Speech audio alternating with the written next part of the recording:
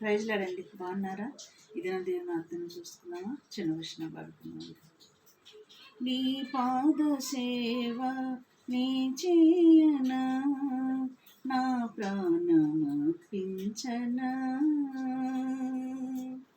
నా చేద తీర్చిన నీ కోసమే ఘనమైన ప్రతిపాదన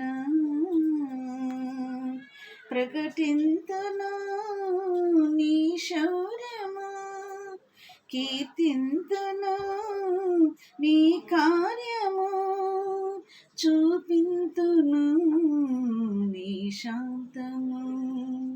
తేజోమయ నా యేసయ్యా, ఏదో ఆశ నాలో,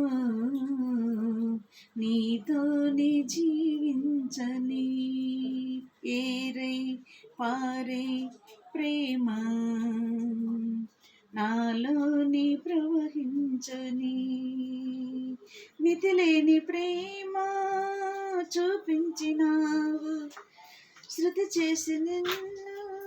ఇది నా దేవుని వాగ్దానం చూసుకున్నామండి. మరి 133వ కీర్తన 1 నుంచి 2 వచనాలు చూసుకున్నాం.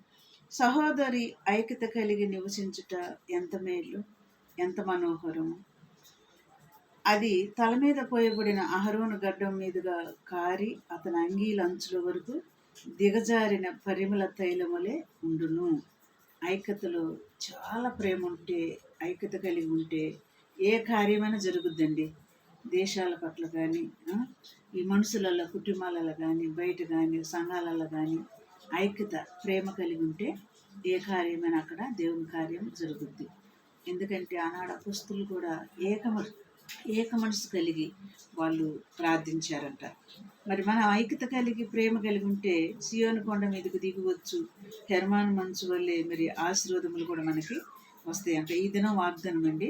ఐక్యతలో ఉన్నది ఆశీర్వాదములు ఉన్నాయి, ఐక్యతలో ఉన్నది సంతోషం, సమాధానం ఉంటుందండి, ప్రేమ ఉంటుంది. ఐక్యతలో ప్రేమ, మనం ప్రేమ కలిగి ఉండటం దేవుడికి చాలా ఇష్టం. కాబట్టి ఈ దిన వాగ్దానాన్ని మరి మరి మరి ఇటు బట్టి మనం ప్రార్థన చేసుకున్నాం. స్తోత్రం తండ్రి. ఈ ఐక్యత ప్రేమ మాకు దయచేసి మీరు ఆఖరికి మమ్మల్ని సిద్ధపరిచి సహాయం చేయమని నజరేయుడైన యేసయ్య నామములో అడుగుతున్నాము తండ్రి. ఆమేన్. God bless you.